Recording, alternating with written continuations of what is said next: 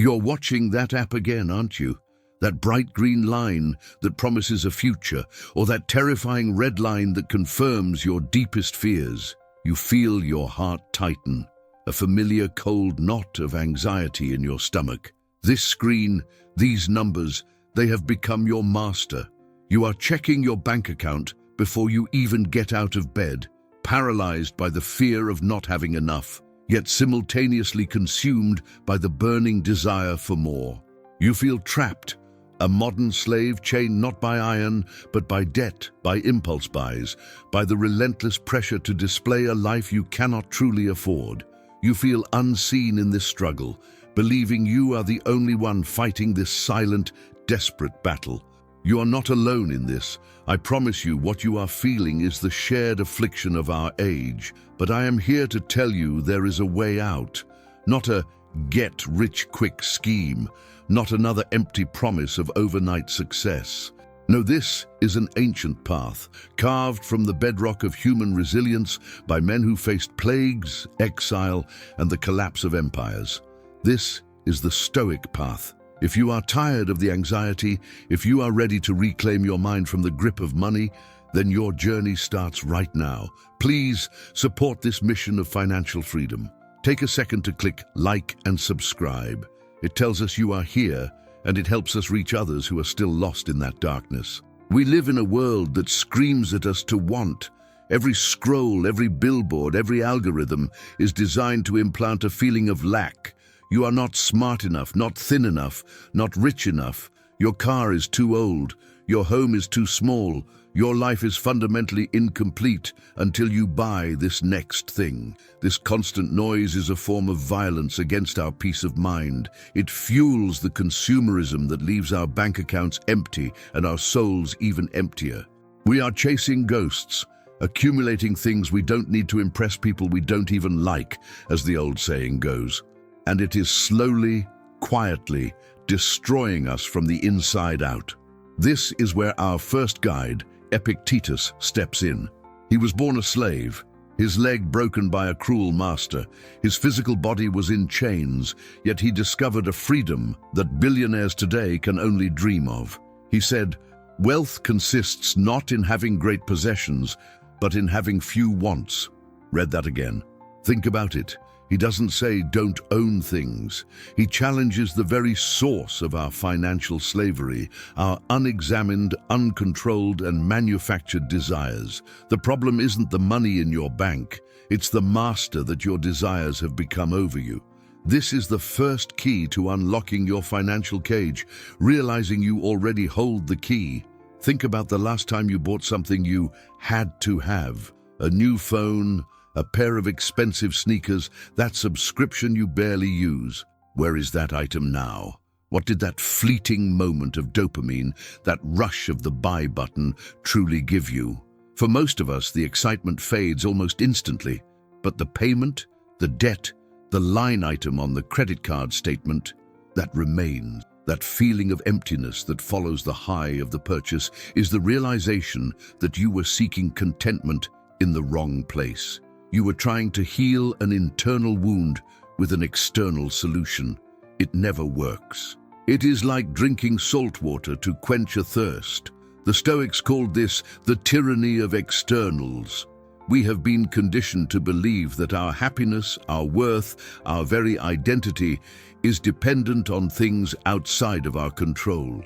The stock market's performance, the approval of our boss, the logo on our shirt, the number in our retirement account. We give these external things the power to dictate our internal peace. When they are good, we feel a fragile, temporary relief. But when they are bad, or even just uncertain, our world collapses. We are building our house of happiness on the sand, and the tide is always, inevitably, coming in. We are living in constant, low-grade fear. Now let's contrast this with the Stoic ideal, the inner citadel.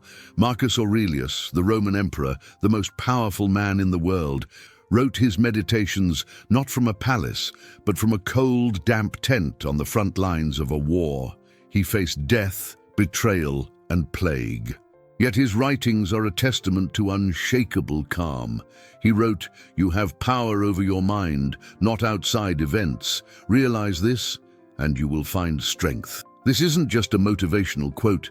This is a practical instruction. Your unshakable wealth is not in your portfolio. It is in your mind.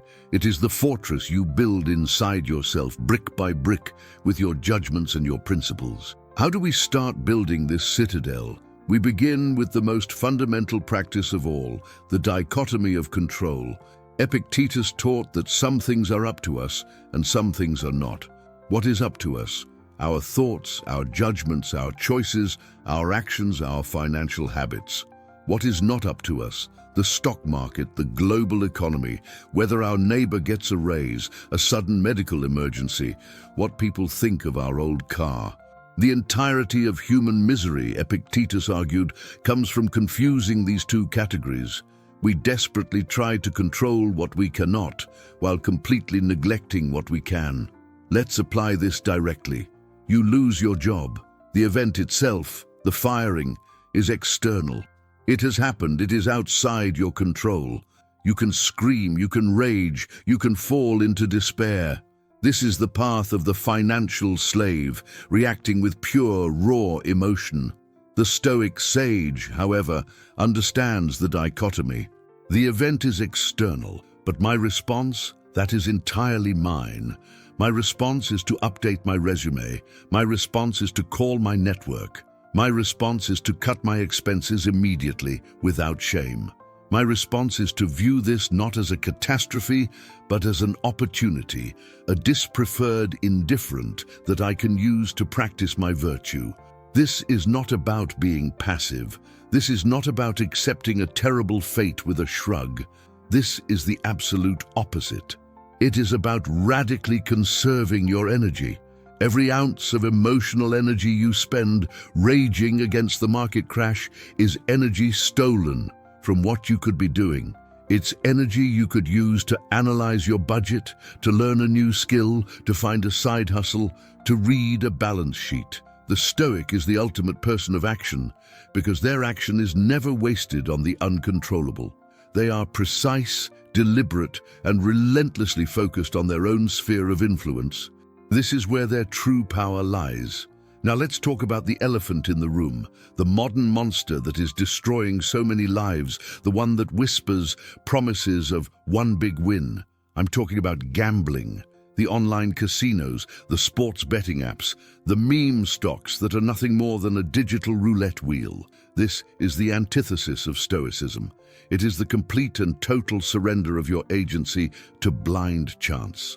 It is the worship of the very externals that the Stoics warned us against. It is a desperate, heartbreaking attempt to get something for nothing, and it always ends in ruin. It is a tax on those who have lost hope. Why are we so drawn to this? Because it offers the illusion of control, the intoxicating fantasy of changing our entire life in a single second. It bypasses the need for the hard, patient, unglamorous work of building real wealth. Seneca, one of the wealthiest men in Rome, but also a profound Stoic, wrote, "It is not the man who has too little, but the man who craves more, that is poor." The gambler is the poorest man of all, not because his bank account is empty, but because his desire is infinite. He can never win enough to satisfy the void inside him. The app is designed to keep him in that loop, forever chasing a horizon that moves further away. The Stoic antidote to this poison is twofold. First, a ruthless acceptance of reality. The odds are designed for you to lose. The bright lights and exciting sounds are not your friends. They are the tools of your financial executioner. They are engineered to bypass your rational mind. The Stoic steps back and sees the machine for what it is. They apply logic. They see the math. They refuse to be the fool at the table. They choose the dignity of self-control over the humiliation of being played. They understand that the only winning move, truly, is not to play that specific game at all. Second, the Stoics practice purpose. A person with a clear why for their money cannot be seduced by the how of gambling. If your financial goal is to buy your time back, to achieve apatheia, a state of calm, to be free to read and walk and spend time with your family, why would you ever light that money on fire for a one-in-a-million shot? The thrill of the bet is a symptom of a life without a deeper purpose. When your why is strong enough, when your goal is true financial freedom, the casino's call becomes pathetic and repulsive, not alluring. You are playing a different game entirely, the long game. This brings us to the core of Stoic finance, the hard, boring, beautiful work of process. The Stoics were obsessed with process, not outcomes. The archer cannot control the sudden gust of wind that diverts his arrow. He can only control his stance, his breath, his aim, and his release. He judges himself on the quality of his shot, not on whether it hits the bullseye. This is revolutionary. We must detach our self-worth from the outcome, the market's performance, and attach it to our process, our savings rate, our research, our discipline. This single shift is enough to end your financial anxiety forever. What does this look like in practice? It means your victory for the day is not "my portfolio went up 2%. Your victory is "I stuck to my budget." Your victory is "I automatically invested $50 just like I planned." Your victory is "I felt the urge to buy that stupid thing on Amazon and I practiced the Stoic pause. I waited and the urge passed." You are rewarding your actions, the things you control. You are building a system of discipline. And the irony is, when you focus relentlessly on a virtuous process, the desirable outcome, wealth, often follows as a natural byproduct. Let's talk about debt. Debt is a physical manifestation of past impulses. It is a chain that links your present self to a past, less wise version of you. It is a heavy, wet blanket on your soul. Epictetus would see modern consumer debt as the most obvious form of slavery. You are not free. You cannot say no to your boss. You cannot take a risk on a new career. You must show up every single day to pay for the ghosts of purchases past. The interest you pay is the fee for your own impatience. It is a crushing weight, and I know so many of you are feeling it right now, that tightness in your chest. A Stoic approaches debt not with shame, but with brutal honesty and a methodical plan. Shame is a useless emotion. It is dwelling on the past, which is not in our control. Instead, we use the Stoic practice of premeditatio malorum, the premeditation of evils. But here, we reverse it. We look the evil, the debt, directly in the face. We write down the exact number. We don't hide from the statements. We face the monster. Then we make a plan. We adopt an austerity, not of deprivation, but of purpose. Every dollar we don't spend on a coffee is a dollar we do use to buy back our freedom. Seneca, despite his wealth, practiced this. He would regularly practice poverty.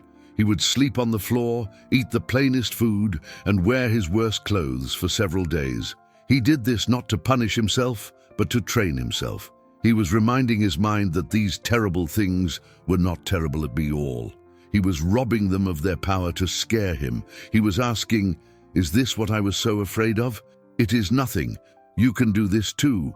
Live on half your income for 1 week. See what happens." You will not only survive, you will feel powerful. You will realize how much fat there is and how little you truly need to be content.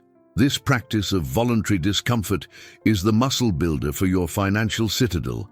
When you know deep in your bones that you can be perfectly fine, even happy, with very little, the fear of losing it all evaporates. The stock market can crash. You can lose the job, and you will be fine. You will adapt. You will endure. This creates an unshakable inner wealth. A person who is not afraid to be poor can never be controlled by money. They are the freest person in the room. They can negotiate harder, take smarter risks, and live with an integrity that the debt slave can only envy. Now let's turn this from defense to offense. How does a Stoic build wealth, not just protect their mind? The answer is in the virtue of time. The Stoics understood that life is short, but that its shortness is a tool for focus. Seneca said, "It is not that we have a short time to live, but that we waste a lot of it. We waste it on trivialities, on worries, on desires that do not serve us. The same is true of our money. We waste its potential by letting it sit idle or by spending it on fleeting pleasures rather than harnessing its true power. The true power of money is not in spending it, it is in compounding it." Compounding is the financial embodiment of a Stoic principle. Small, consistent actions, repeated over a long period, lead to massive results. It is the eighth wonder of the world. A Stoic investor is not a gambler. They are a farmer. They are not looking for a magic harvest overnight. They buy a piece of a good, solid, productive business, an index fund, for example, and then they let time do the work. They know that the daily fluctuations are just weather. They are not checking the plant every 5 minutes, pulling it up to see if the roots are growing. This requires the supreme Stoic virtue, patience, and its cousin, discipline. The discipline to invest automatically every single month, whether the market is up or down. This is called dollar cost averaging, but it is pure Stoic philosophy. You are focusing on your action, the monthly purchase, not the outcome, the market price. You are removing your flawed, emotional, fearful human brain from the equation. You are automating your virtue. You are building your wealth systematically, brick by brick, regardless of the chaos of the external world. This is the path. It is simple, but it is not easy. You will be tempted. You will see your friend get rich on a meme coin. You will hear stories of someone timing the market perfectly. This is all just noise. It is the siren song that leads ships to crash on the rocks. Marcus Aurelius reminded himself, "Waste no more time arguing about what a good man should be. Be one." We can adapt this. Waste no more time arguing about the perfect investment. Be a good investor. A good investor is patient. They are diversified. They are consistent. They are humble. They admit they cannot predict the future, so they buy the entire future via a broad market index. This humility is crucial. The financial world is full of self-proclaimed gurus who project absolute certainty. They are the opposite of Stoic. A true Stoic sage practices intellectual humility. They know how much they don't know. They know the future is inherently unpredictable. This is why they don't bet the farm on one stock. They don't go all in. They build a portfolio that is anti-fragile, a fortress designed to withstand the shocks they know are coming, even if they don't know when they will come. They prioritize not losing over winning big. And in the long run, not losing is how you win. Let's talk about your why. What is this wealth for? A Stoic doesn't accumulate money just to see the number go up. That is another form of slavery, just as empty as consumerism. The number is a tool. That is all. It is a tool to buy one thing and one thing only: freedom. The Stoics called it eudaimonia, or a life of human flourishing. It is a life lived in accordance with virtue and reason. You are building wealth so you can have the time and the space to live this life. You are saving so you can say no to a project that violates your principles. You are investing so you can one day wake up without an alarm and spend your morning reading philosophy. This ultimate goal is autarkia, or self-sufficiency. Not just financial self-sufficiency, but emotional and intellectual self-sufficiency. It is the state of being where your happiness is entirely generated from within. Your wealth is simply the preferred indifferent that makes this internal state easier to maintain. It is the buffer between you and the world's demands. If you are wealthy, but still consumed by anxiety about losing that wealth, you are not a Stoic. You are just a richer slave trapped in a more comfortable cage. The goal is to be free, whether you have $1 million or just one. Think of your financial journey as a negative visualization. This is another powerful Stoic exercise. Premeditatio malorum. You sit quietly and imagine losing it all. Imagine the market crashes to zero. Imagine you lose your job. Imagine you have to sell your house. You truly, deeply feel the fear of that moment. what would you do? You would rely on your friends. You would rely on your skills. You would rely on your resilience. You would cut your expenses to the bone, and you would survive. You would endure. You would rebuild. By visualizing the worst, you rob it of its terror. You inoculate yourself against the fear of loss. When you are no longer afraid of losing, you can finally make rational financial decisions. You no longer panic sell at the bottom of a crash because you have already lived through that crash in your mind. You have a plan. You see the crash not as a catastrophe, but as a discount. You see it as the world putting all your favorite businesses on a clearance sale.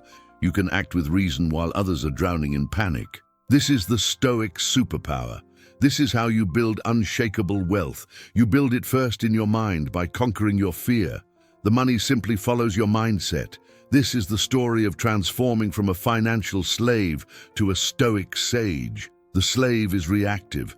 Their emotions are pulled by every headline, every market tick, every advertisement. They are a leaf in the wind. Their life is a chaotic, anxious mess of impulse and regret. They are owned by their debts, their desires, and their fears. They are constantly running, but they are not going anywhere. They are trapped on a hedonic treadmill, running faster and faster just to stay in the same place, and they are exhausted.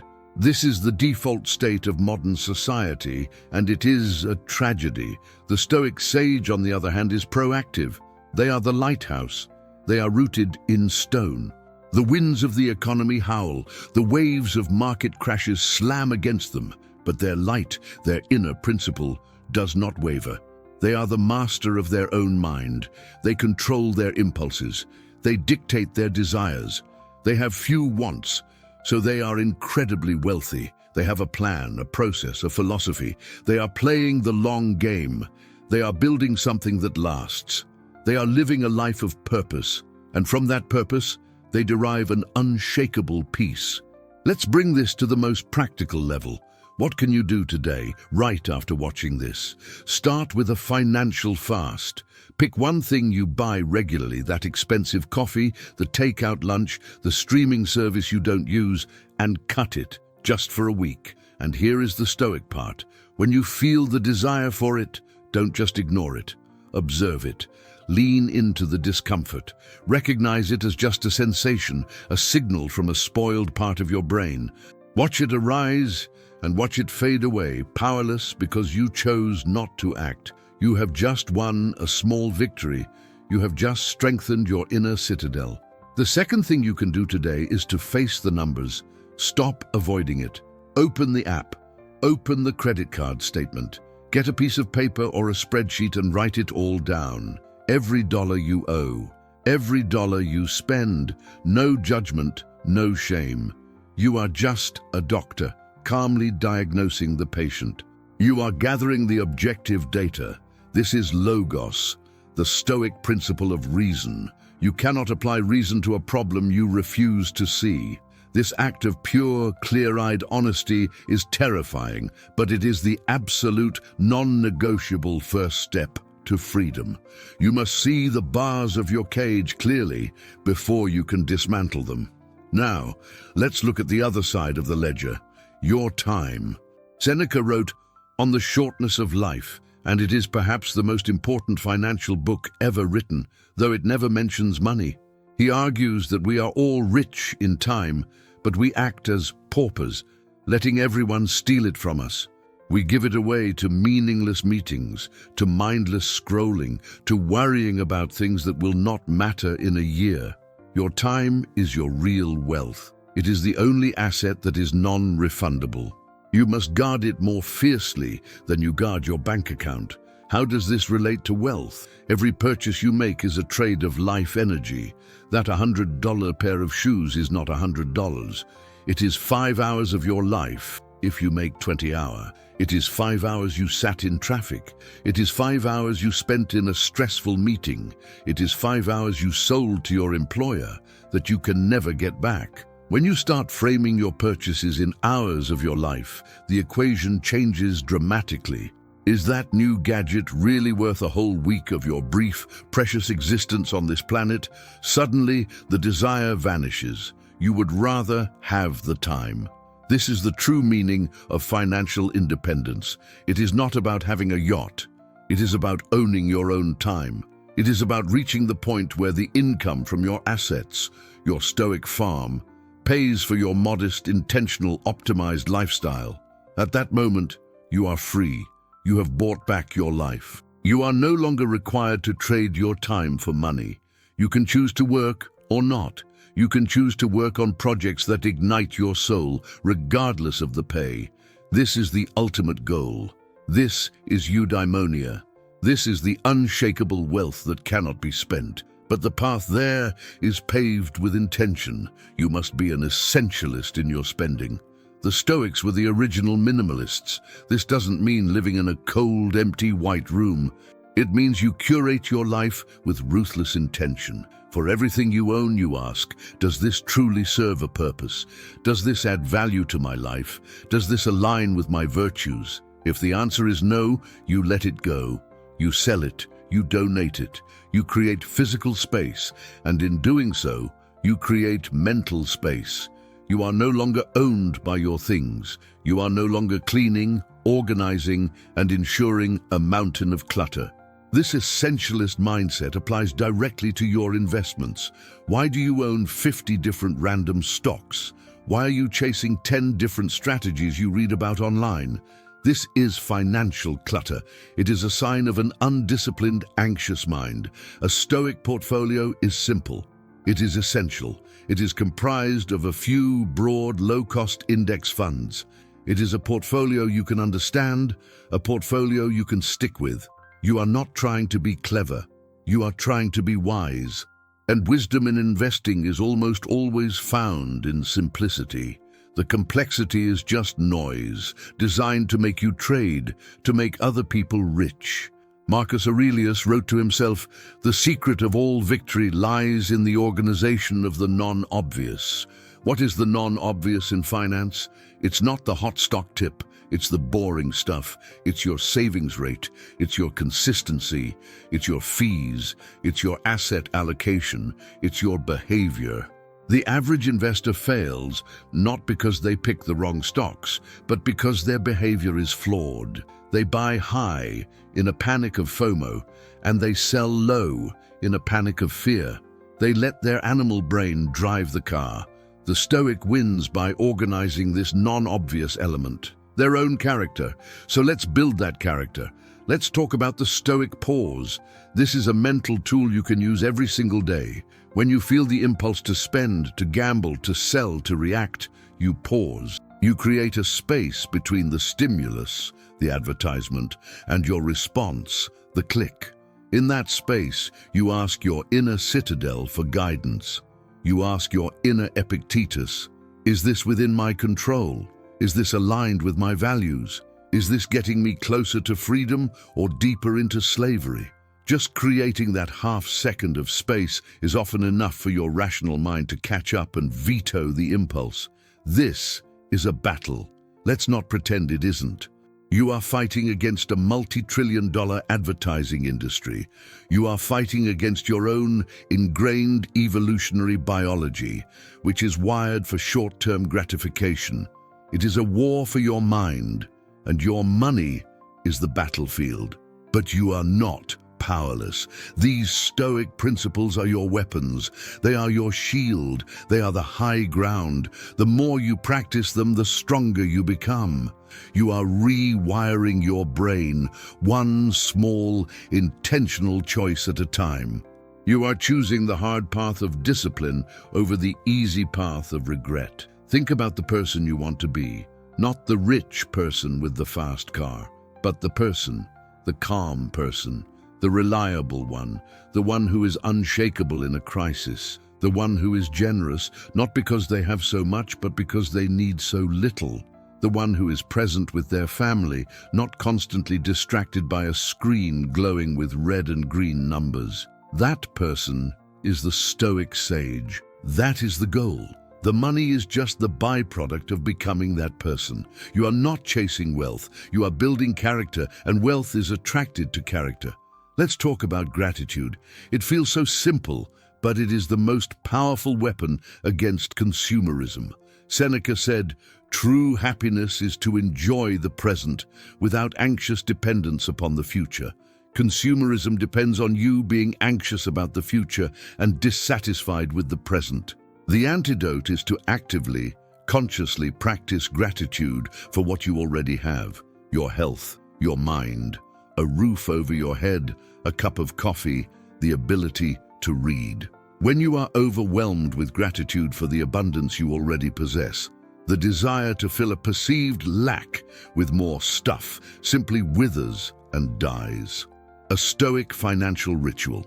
Every morning, before you check your phone, before you check the market, you write down 3 things you are genuinely grateful for. 3 things that money cannot buy: your child's laugh, your own physical strength, a good idea you had. You are starting your day by anchoring yourself in true wealth. You are reminding yourself that you are already rich. This makes you invincible to the whispers of not enough that will attack you the rest of the day. You are putting on your armor before you walk onto the battlefield. This sense of enough is a concept our society has forgotten. We have no finish line. A person with $1 million is trying to get to 10 million. A person with 10 million is trying to get to 100 million. It is an endless pathological pursuit. The Stoic, by contrast, defines their enough. They know the exact number they need to live their eudaimonia. They calculate their financial independence number. And when they reach it, they stop. They stop playing the game. They get off the treadmill. They have won. They can now focus 100% of their energy on living, on family, on philosophy, on service. This is the most radical idea in modern finance. The idea of an end, the idea of "I have enough." It is an act of rebellion against a culture that demands you never have enough. But it is the only path to true peace.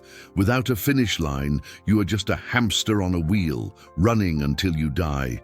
You must define what winning looks like for you, not for your neighbor, not for Instagram, for you. And it must be a number rooted in your values, not in your ego. This is the ultimate expression of financial wisdom. Let's talk about the fear of the future, the what-if anxiety. What if I retire and the market crashes? What if I get sick? What if inflation wipes out my savings? This is our monkey mind, jumping from one terrifying branch to another. The Stoics have a direct cure: amor fati, love of fate. It is the practice of not just accepting what happens, but embracing it. It is the belief that everything that happens, good or bad, is an opportunity to practice virtue. It is fuel for your fire. So the market crashes? Amor fati. This is an opportunity to practice my patience, to test the strength of my financial fortress, to buy assets at a discount. I get sick, amor fati. This is an opportunity to practice my courage, to be grateful for the good health I did have, to show dignity in the face of suffering.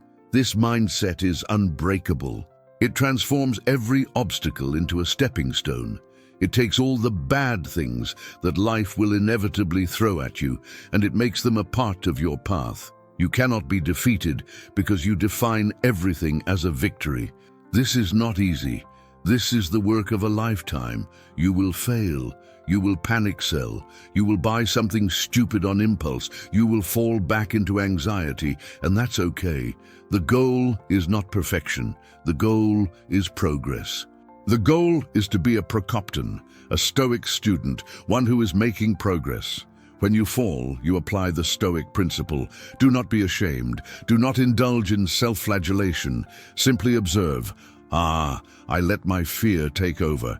That was an error in judgment. And then you forgive yourself and you get right back up. You begin again. This is a lonely journey, or it can feel that way. You are trying to build a fortress of reason while everyone around you is living in a storm of emotion. You need a community. You need fellow soldiers.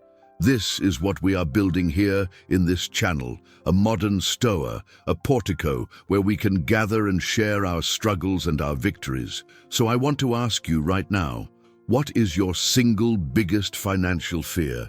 What is the one money habit you are struggling to break? Share it in the comments below. Be vulnerable. You will not be judged. You will be understood, and you will find you are not alone. Let's examine the idea of status. So much of our destructive spending is driven by a desire for status. We want to signal to the tribe that we are successful. The big house, the luxury car, the designer watch. These are not purchases. They are signals. They are a primal scream for respect and validation. But the Stoic understands that true status comes from within. It comes from character, from integrity, from self-control. Epictetus, the slave, had more status and dignity in his own mind than the Emperor Nero, who was a slave to his every depraved impulse.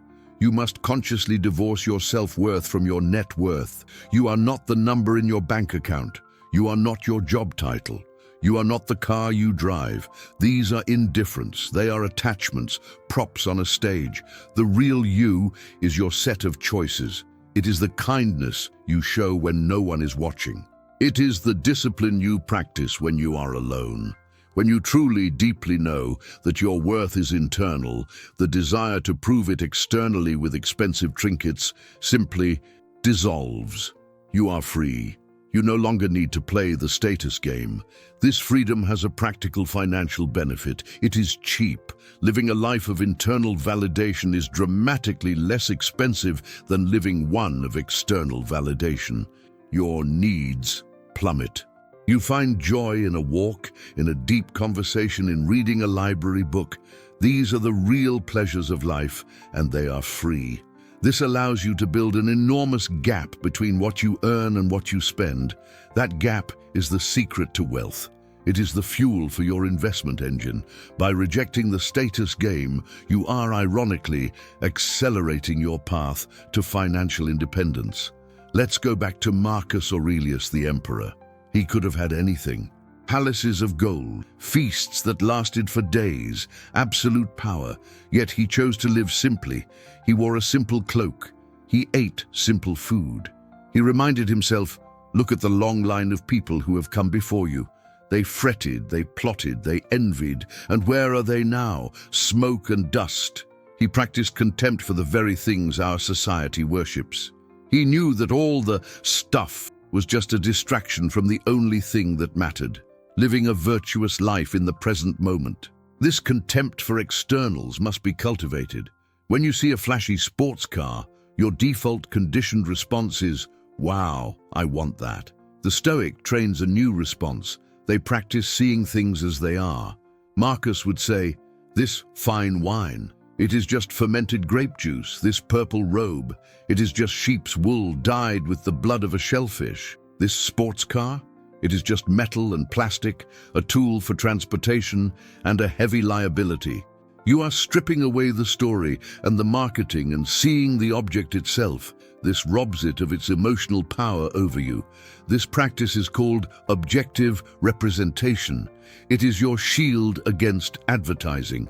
When the ad shows you a beautiful, happy family laughing in their brand new SUV, you don't see happiness. You see the reality, a $60,000 depreciating asset, a $700 monthly payment, a high-interest loan that will chain that family for 72 months.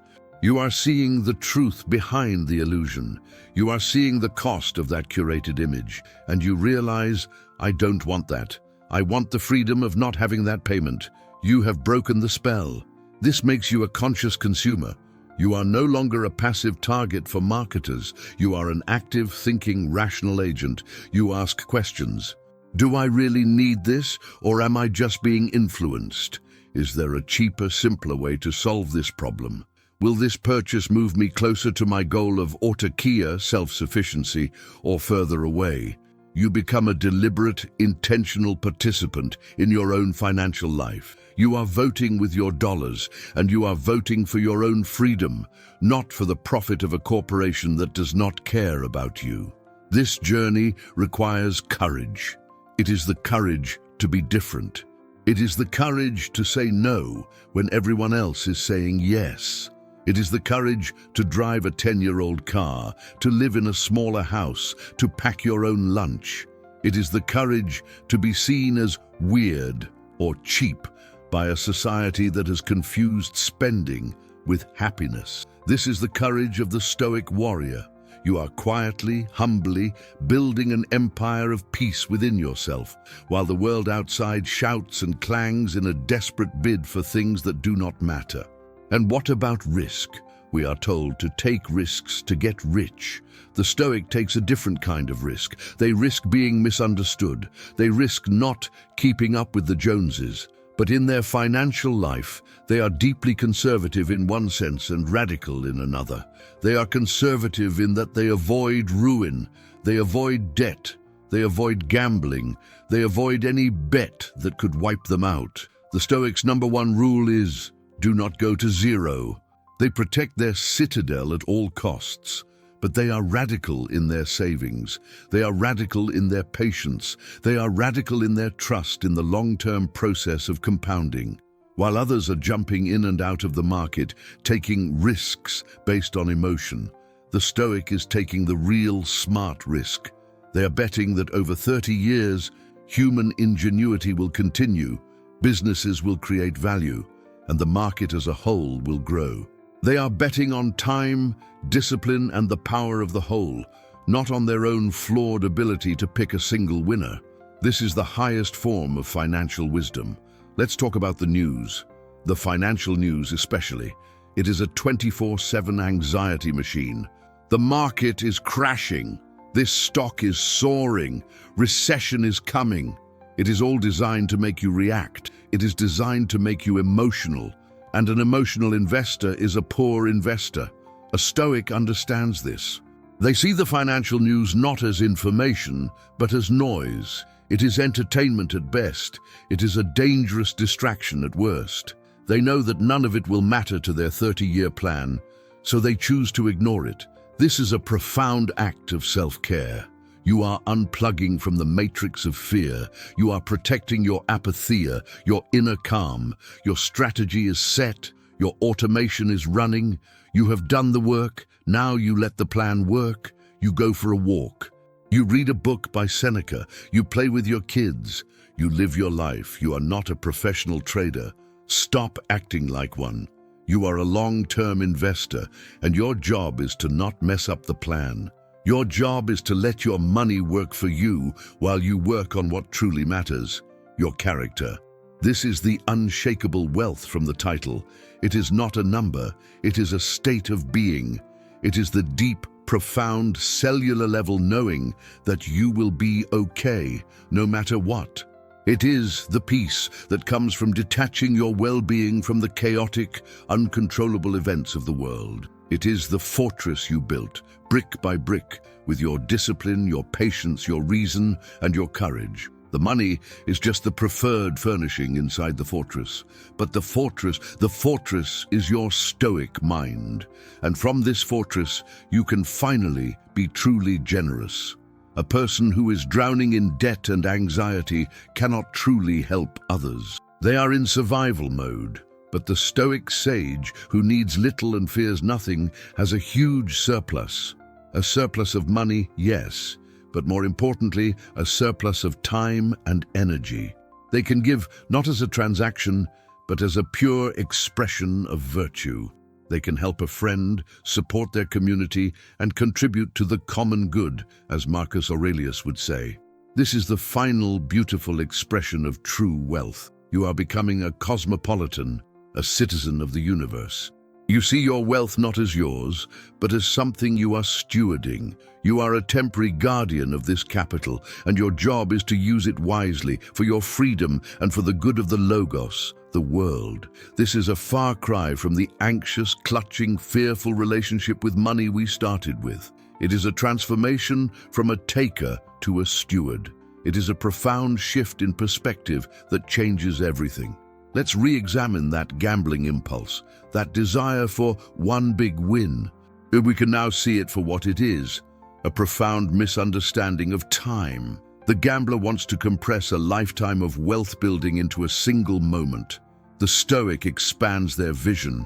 They see time as their greatest ally.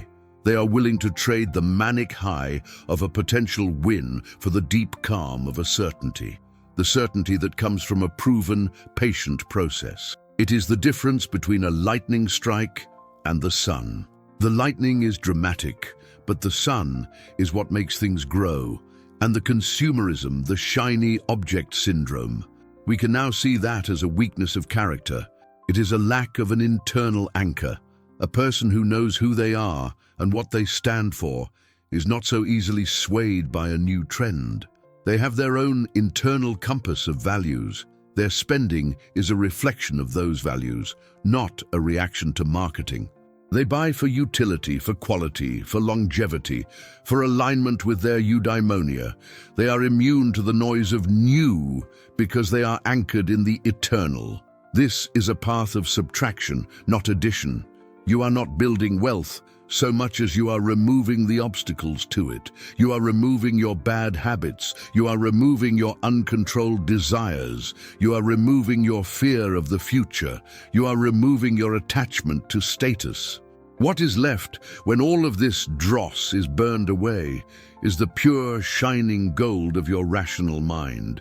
And from that, wealth is just a natural, almost inevitable consequence. You are fixing the source, your mind, not just treating the symptom, your bank account. Epictetus said, "First say to yourself what you would be, and then do what you have to do." So who would you be? A modern Stoic? A person of calm, of discipline, of purpose, of freedom? If that is the who, then the what becomes clear. The what is the budget. The what is the automatic investment. The what is the Stoic pause. The what is the negative visualization. The what is facing the debt. The what is practicing gratitude. The what is the hard, unglamorous day-by-day work of aligning your actions with your identity. You will feel resistance. Your old self, the financial slave, will fight back. It will whisper in your ear, just this one time. You deserve it. It's too hard. It's not working. This is the voice of your weaker self. The Stoic acknowledges this voice. They don't fight it. They just smile at it and disagree. They treat it as a child or a barking dog. "Thank you for sharing," they say, "but I have work to do." And they make the virtuous choice anyway. They are the master of their inner dialogue, not its victim. Imagine, just for a moment, a life lived this way. Imagine waking up in the morning and the first thing you feel is not anxiety, but calm. Imagine looking at your finances, not with fear, but with a quiet confidence, knowing you have a plan and you are executing it. Imagine facing a market crash and feeling nothing but a detached interest, or even a slight excitement at the buying opportunity. Imagine having a conversation about money without shame, without envy, without fear. This is not a fantasy. This is the promise of Stoicism. This is the unshakable wealth. It is the wealth of a mind that cannot be panicked. It is the wealth of a soul that cannot be bought. It is the wealth of a character that has been forged in the fire of discipline. This is what Marcus Aurelius had in his tent. This is what Epictetus had in his chains. This is what Seneca wrote about before his death. And it is available to you right now, right here, regardless of the number in your bank account. It is a choice. It is a decision to begin the work. Let's talk about that work. It's about systems, not willpower. Willpower is finite. It runs out. You cannot will yourself to be a good investor for 40 years. You must build a system. The automatic investment is a system. The written budget is a system. Having a simple two-fund portfolio is a system. You are using your brief moments of high-level rational thought when you set up the system to protect your future self from your moments of low-level emotional impulse. You are your future self's best friend. This is what harnessing the power of ancient wisdom truly means. It means using these 2,000-year-old mental models as the blueprint for your modern financial system.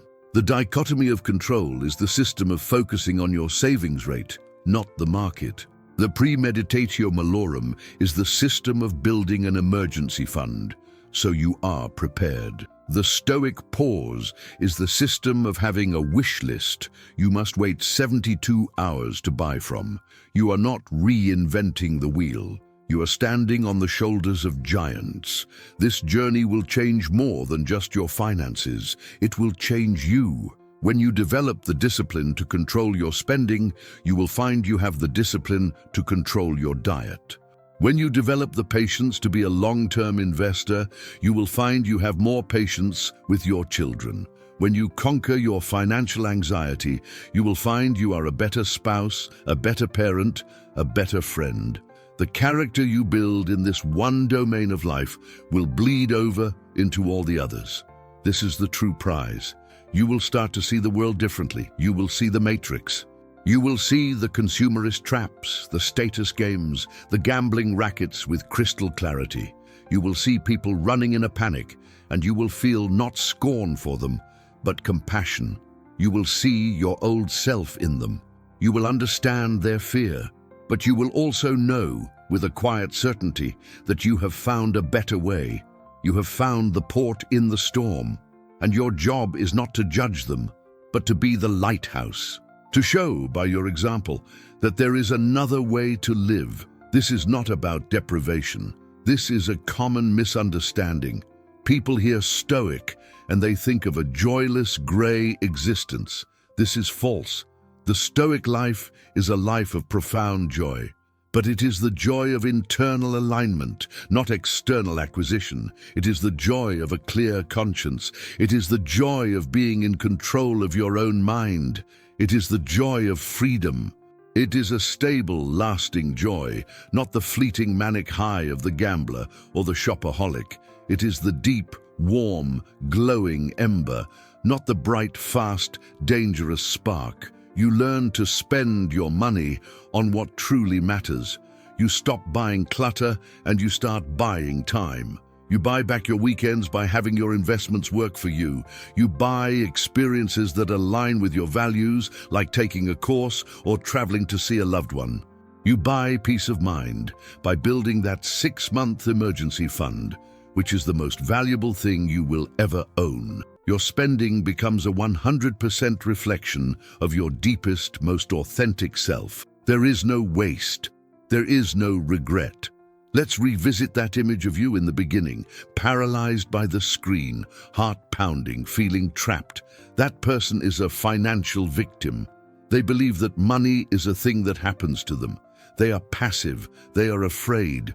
They are reacting to the world. The journey we have discussed today is about becoming a financial creator. It is about seizing the pen. It is about realizing you are the one writing your story. The external events are just the prompts, but you decide the narrative, you decide what it all means. This is the ultimate power. The world can take your job, your money, your house. It cannot take your response. It cannot take your character. It cannot take your virtue. This is the one thing, as Epictetus said, that is truly yours. And when your entire sense of self, your entire wealth is built on this one thing that can never be taken from you, you become, by definition, unshakable. You have achieved the unshakable wealth. You are the fortress. But this fortress isn't built in a day. It is built one choice, one no, one saved dollar, one pause at a time. It will feel slow. It will feel boring. That is the sign that it is working. The path to true wealth is boring. It is not dramatic, it is not exciting. It is the steady, relentless, disciplined application of simple principles over a very long time. You must learn to love the boredom. You must learn to love the process. You must find the joy in the discipline itself. You need to manage your expectations. You will not feel like a stoic sage tomorrow. You will feel like a confused, struggling person who is trying. And that is exactly what you are supposed to be. A Procopton, a student. Be kind to yourself. This is an unlearning process. You are unlearning decades of terrible financial conditioning from our sick society. It will take time. Be patient with yourself, just as you are patient with your investments. You are compounding your character. Let's talk about legacy. What are you building this for? The Stoics were not just concerned with themselves. They were concerned with the common good. Your financial health is not just for you. It is for your family. It is about breaking a generational curse of debt and anxiety. It is about creating a new legacy of calm, of reason, of prosperity. You are not just saving money, you are saving your family's future. You are becoming the rock that your loved ones can depend on, the lighthouse they can look to in their storms. This why must be your anchor. When you are tempted to splurge, you are not just stealing from your future, you are stealing from that legacy. When you are tempted to gamble, you are not just risking your money, you are risking your family's security. This why makes your no so much more powerful. It is not a no of deprivation. It is a yes to a much bigger, more important goal. It is a yes to freedom. It is a yes to peace. It is a yes to being the person your family can count on. Think about the two paths. Path 1 is the default. You keep going as you are. You keep reacting. You keep worrying. You keep chasing the next high. You end up 30 years from now in the exact same place, anxious, in debt, enslaved to your job, filled with a quiet, desperate regret. It is the unlived life. It is the tragedy of knowing you could have been free, but you chose not to be. It is the path of the financial slave. Path 2 is the Stoic path. It is the hard path. It is the path of intention. You start today, you face the numbers, you build the system, you practice the pause, you cut the waste, you invest with patience, you build your inner citadel. It is a long, slow, boring journey, and 30 years from now, you wake up free, you are calm, you are secure, you are wealthy, not just in money, but in time and peace. You are the master of your own life. You are the Stoic sage. You look back and you feel only pride and gratitude for the person who had the courage to start today. The choice between these two paths is made right now. It is made in the next action you take. Will you click away from this video and go back to scrolling, back to the old habits? Or will you take out that piece of paper? Will you open that budgeting app? Will you make that first transfer to your investment account? The Stoics were men of action. Virtue is not in the knowing, it is in the doing. Don't explain your philosophy, embody it, Epictetus commanded. So let's embody it. Let's make a vow, you and I, a vow to stop being a victim of our finances. A vow to stop giving our power away to apps, to advertisers, to our own worst impulses. A vow to start building our fortress. A vow to start playing the long game. A vow to start seeking wisdom, not just wealth. A vow to prioritize our peace of mind above all external things. This is the vow of the modern Stoic. This is not a financial plan. This is a life plan. It is a philosophy for living. The financial benefits are just the echo of a life lived with virtue, reason, and self-control. You are not just fixing your money, you are healing your soul. You are healing the part of you that feels not enough. You are healing the part of you that is terrified of the future. You are becoming whole. You are integrating your actions with your highest values. And you will find, as I have, that this is the most deeply human way to live. We are not wired to be anxious, desperate consumers. We are wired for purpose. We are wired for connection. We are wired for reason. We are wired to build. The Stoic path is a return to our highest nature. It is a return to ourselves. It is a rejection of the noise and a return to the signal. The signal is your own inner wisdom, your inner citadel that has been waiting for you to listen all along. Let's talk about your circle of concern. Most people live their lives in a huge, exhausting circle of concern: the economy, politics, what others think, and a tiny circle of influence, their own actions. This is a recipe for anxiety and powerlessness. The Stoic flips this. They ruthlessly shrink their circle of concern down to only what they can control, and they pour all of their energy into that circle of influence. This makes their circle of influence expand over time. This is how you go from being powerless to being powerful. Your finances are the perfect training ground for this. You cannot control the market, concern. You can control your savings rate, influence. You cannot control inflation, concern. You can control your essentialist spending, influence. You cannot control your friend's meme stock, win, concern. You can control your patient, disciplined, index fund process, influence. Every single day, you are training yourself to be a powerful, effective human being by focusing only on what you can do. This is the power of ancient wisdom. It is timeless because the human condition is timeless. We are the same fearful, anxious, impulsive, and yet courageous and rational beings that Seneca and Marcus Aurelius were. The externals have just changed. The casino is now on our phone. The gladiatorial games are now on social media. But the internal battle, that is identical, and the tools to win that internal battle are also identical.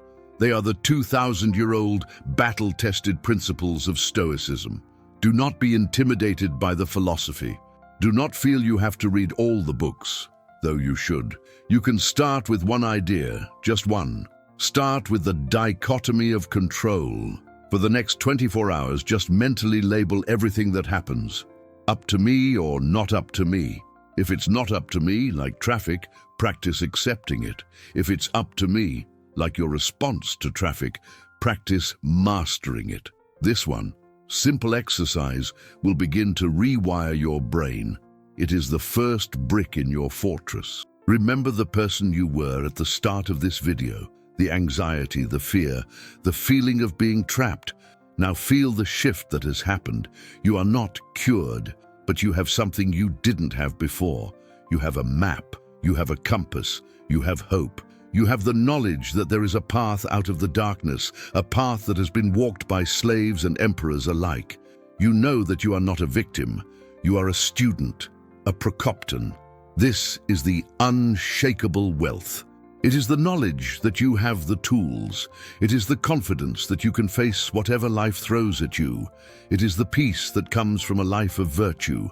It is the freedom that comes from mastering your desires. It is the wealth of a mind at peace. This is the gift of Stoicism. It is the power that ancient wisdom offers to you, the modern Stoic. The only question is, will you accept it? Will you choose the hard path of discipline? Will you choose to face the numbers? Will you choose to build your system? Will you choose to begin the work of building your inner citadel? The you of tomorrow, the you of 10 years from now, is desperately hoping that you will. They are counting on you. Your family is counting on you. Your legacy is counting on you. Do not let them down. The path is clear. The choice is yours. Embrace the journey. Embrace the boring process. Find the joy in the doing, not in the having. Become the farmer of your wealth, not the gambler. Become the lighthouse for your family, not the leaf in the wind. Separate your self-worth from your net worth. Build your character first, and let your wealth be the shadow that it casts. This is the Stoic way. This is the path to a life of true prosperity, true meaning, and unshakable inner peace. You have the wisdom. You have the tools. You have the map. You have this community here with you. You are not alone. You are a modern Stoic, and you are about to harness a power that has toppled empires and freed the minds of slaves. You are about to build a fortress inside yourself that no market crash, no recession, and no advertisement can ever tear down. Your new life, your life of true freedom, begins now. Thank you truly for spending your most valuable asset, your time, with us today. If this message resonated with you, if you feel the call to become a modern Stoic, please help us on this mission. Like this video and subscribe to the channel. We are building a modern Stoa, a place of refuge and strength, and we have new videos coming every single day to help you on your journey. You are not alone. We are in this together. Now, go and begin the great work.